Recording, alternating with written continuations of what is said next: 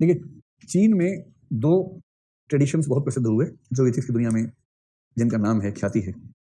उनमें से एक का नाम है कन्फ्यूशियनिज्म या कन्फ्यूशियसवाद। उसके जो प्रवर्तक हैं, उनका असली नाम तो था कुंग फुतेज कुंग, लेकिन उसका नाम पड़ गया है कन्फ्यूशियस, और अब उस सिद्धांत का नाम पड़ गया कन्फ्यूशियनिज्म यानी कन्फ्यूशियसवाद।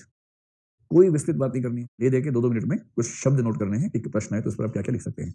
तो कन्फ्यूशियस जो था चीन में, अगर उसकी एथिक्स के बारे में बात करनी हो तो हम 3-4 पॉइंट्स देखें। सबसे पहली बात यह है कि उसको कहा जाता है चीन का मानवतावाद, चाइनीज ह्यूमनिज्म।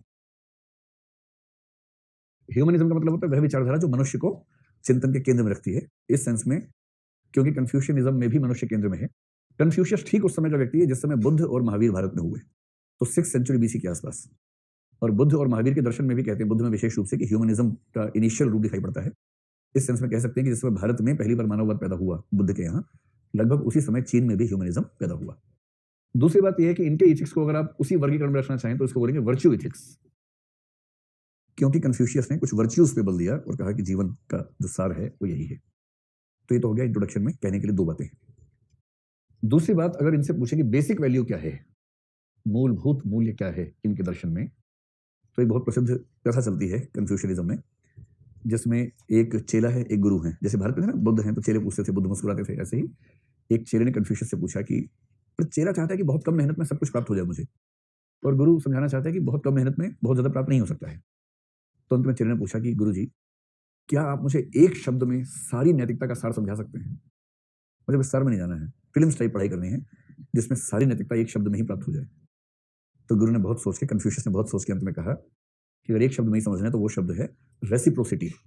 मतलब उसने चाइनीज में कहा होगा, अंग्रेजी में इसको बोलते हैं रेसिप्रोसिटी। तो आप मुझे बताएं कि आप में से कितने लोग रेसिप्रोसिटी का अर्थ समझ रहे हैं, एग्जैक्ट एकदम सही अर्थ नहीं समझ रहे हैं। तो क्या ये किसी सिटी का नाम है? हाँ। रेसिप्रोकल होना क्या होता है?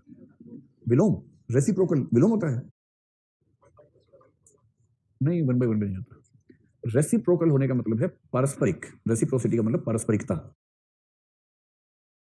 इसका मतलब यदि कोई आपके साथ अच्छा करे तो आप उसके साथ भी अच्छा करें, इसको बोलते हैं रेसिप्रोसिटी। तो रेसिप्रोसिटी एक मूल्य माना ही जाता है, कृतज्ञ होना किसी के प्रति, किसी ने आपकी हेल्प की, आपने उसकी हेल्प कर दी। तो एक वो कहानी, एक वाक्य में बस नोट कर लीजिए, परीक्षा में लिख किया जाएगा कि विद्यार्थी ने कन्फ्यूशियस से पूछा, मैं बताया ना, वही बात लिख देंगे ना। एक विद्यार्थी ने कन्फ्यूशियस से पूछा, यदि पूरी नैतिकता को एक शब्द में परिभाषित करना हो तो कैसे करें? और कन्फ्यूशियस ने क्या जवाब दिया? रेसिप्रोसिटी, यानी कि पारस्परिकता। और इसका बेसिक मतलब, यदि कोई तुम्हारे साथ अच्छा करता है तो उसके साथ हमेशा अच्छा करो, कृतज्ञ रहो। ये मूल्य कन्फ्यूशन में सबसे पहला है। इस नियम को बोलते हैं गोल्डन रूल, स्वर्णिम नियम। तो गोल्डन रूल ऑफ कन्फ्यूशनिज्म होता है रेसिप्रोसिटी। 2 बातें हो गई। अब तीसरी और अंतिम बात पर आ जाइए। अंतिम बात यह कि नैतिकता को 3 सिद्धांतों के रूप में देखा है। इनका नीति शास्त्र 3 सिद्धांतों पर टिका हुआ है। चाइनीज नाम कैसे होते हैं आपको पता ही है, और जैसे हमें चीन के नाम बड़े अजीब से लगते हैं ना, तो चाइना वालों से हमारा नाम पूछ के देखिए कभी, उनको भी उतना ही तबाही होती है जितना तबाही हमको उनके नाम में होती है। तो जैसे भी कौन है, शीफिंग, ये नाम है, शी जिनपिंग, शी। तो इन्होंने 3 शब्द बताए हैं। एक शब्द है LI, ली। दूसरे सिद्धांत का नाम है YI, यी, ली, यी। और तीसरे शब्द का नाम है रेन, REN, रेन। तो पूरी की पूरी कन्फ्यूशन एथिक्स 3 सिद्धांतों पर टिकी है, ली, यी और रेन। स्पष्ट हुआ एकदम? ध्यान रखना, ठीक से याद करें इनको, ली, रेन। कल पूछूंगा मैं आपसे, है ना? तो जो यी है, बीच वाला यी का मतलब है बुनियादी मूल्य। तो जो जीवन के बुनियादी मूल्य हैं उनको ये रखते हैं यी में, YI, यी में रखते हैं, ठीक है। और बुनियादी मूल्य क्या है? तो अगर 2 ध्यान रखने हो, पहले तो रेसिप्रोसिटी है ही, यानी कि पारस्परिकता है ही, रेसिप्रोसिटी। और एक होता है राइटियसनेस। राइटियसनेस का मतलब क्या होना चाहिए? राइटियसनेस क्या अर्थ हो सकता है इसका? राइटियसनेस का मतलब होता है उपयुक्तता, मतलब हर जगह है वही करना जो उचित है, औचित्य। राइटियसनेस के लिए सही शब्द है औचित्य। हमारा व्यवहार हर स्थान पर वैसा हो जैसा वहां होना चाहिए, इसको बोलते हैं औचित्य या राइटनेस, ठीक है। तो ये तो हो गया बुनियादी मूल्य हो गया। रन का जो मतलब होता है वो होता है सद्गुण, यानी कि वर्च्यूज। जिन वर्च्यूज पे बल दिया है कन्फ्यूशियन सिस्टम में, उसको बोलते हैं रन, यानी कि वर्च्यूज। ऐसे वर्च्यूज 5 प्रमुख हैं, नोट कर लीजिए। पहला है सीरियसनेस। मैं अंग्रेजी में बोलता हूं, आप बताइए हिंदी में क्या होगा? बताइए सीरियसनेस के लिए। संवेदना, गंभीरता, हाँ, जो आपके अंदर कूट-कूट के भरी हुई है या जो कूट-कूट के आपके अंदर भरी गई है, इनमें से जो भी वाक्य आपको ठीक लगे वो मान लीजिए ना, सीरियसनेस हो गया, गंभीरता। दूसरा है सिंसियरिटी।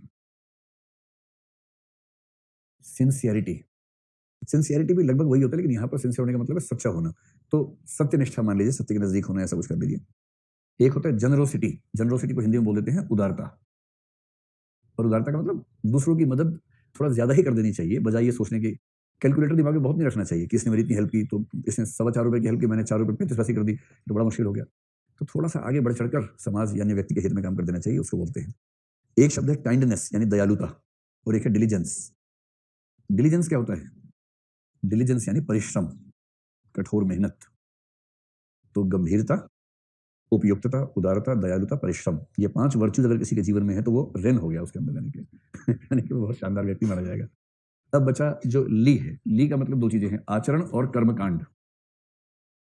उचित आचरण करना और उचित कर्मकांड करना जीवन में, इसको बोलते हैं ली, LI ली। इसके जो एस्पेक्ट्स हैं, 3 एस्पेक्ट्स इसमें बताए गए हैं। पहला एस्पेक्ट है दैनिक जीवन में उचित आचरण, जिसको एटिकेट्स बोलते हैं ना, एटिकेट्स। आपने कभी डांट खाई है इस बात मम्मी से कि एटिकेट्स नहीं है, मैनर्स नहीं है तुम लोगों को? तो जो मैनरिज्म है, एटिकेट्स हैं, उसको बोलते हैं दैनिक जीवन में। जैसे कहीं भोजन करने गए हैं तो थोड़ा सा देखना पड़ता है ना आसपास कैसे खाना है। शादी ब्याह में गए, सीधे हाथ से शुरू हो गया खाना, चावल प्लेट में डाले, एक पहाड़ भर के, और उसके बाद सीधे हाथ से ही मसल मसल के खाना शुरू कर दिया। तो पेरेंट्स आंख दिखा के, क्या भाव है, चम्मच से खाओ, तमीज से खाओ थोड़ा सा। और जीवन में सबसे मुश्किल भोजन करना होता है किसी सैनिक के साथ। अगर आप किसी सेना के अफसर के आसपास बैठे हों और साथ में खाना खाने की बाध्यता हो जाए, वहां तो बड़ा तामझाम है। वहां तो कांटा सीधा रखा है कि उल्टा रखा है, उसी में पूरा खेल हो जाता है। कांटा किधर, छुरी किधर, चम्मच, एक तो 3-3 हथियार प्लेट में रखे हो तो आम आदमी खा ही नहीं पाता। उनको तीनों हथियार न केवल चाहिए बल्कि उनका सटीक उपयोग भी करना है। चावल का अगर एक दाना बच गया है तो वो एक दाना कौन से हथियार से उठेगा ये उनको ठीक से पता होता है।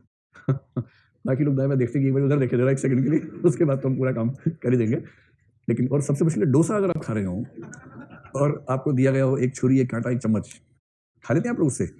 कितने लोग छुरी कांटे से डोसा खा लेते हैं पूरा ठीक से, सफाई के साथ? क्या बात है, गजब। वही तो बात है, नई जनरेशन कमाल की है। और कितने लोग ताक में रहते हैं कि कोई एक मौका मिलते ही डोसा रोटी हो जाता है जिनके लिए। उसके बाद रोटी का तोड़ ताड़ के उसको कार्यक्रम शुरू हुआ। तो ध्यान रखना है, दैनिक जीवन में एटिकेट्स होने चाहिए। ठीक, पहली बात ये है। दूसरी बात, आपने सुना होगा कि इनके यहाँ पूर्वज पूजा का बहुत कंसेप्ट था। पूर्वज पूजा के एक अनुष्ठान चाइनीज लोग खूब करते हैं, और वो कन्फ्यूशन की ट्रेडिशन में भी है। तो एंसेस्टर वर्शिप यानी जो पूर्वज हमारे दिवंगत हो गए उनकी पूजा करता रहना चाहिए, एक ये है। और तीसरा है सामाजिक प्रतिमानों का पालन। सामाजिक प्रतिमान समझ रहे हैं ना? सामाजिक प्रतिमान या परंपराएं जो हैं उनका पालन करना। तो यदि आप इतना कुछ कर लेते हैं तो फिर आप चाइनीज हिसाब से नैतिक हो गए। ठीक है, तो 3 सिद्धांत बताओ जल्दी से, कौन कौन से हैं? ली, और रेन। ठीक है, इसके साथ ही कन्फ्यूशियस समाप्त हो गया।